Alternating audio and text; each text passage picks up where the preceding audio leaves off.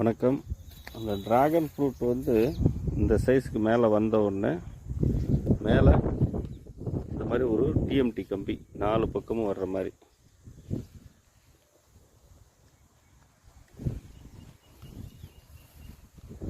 TMT கம்பி இந்த மாதிரி ஸ்ட்ராங்காக வளைச்சி போட்டுட்டு அது மேலே ஒரு டயர்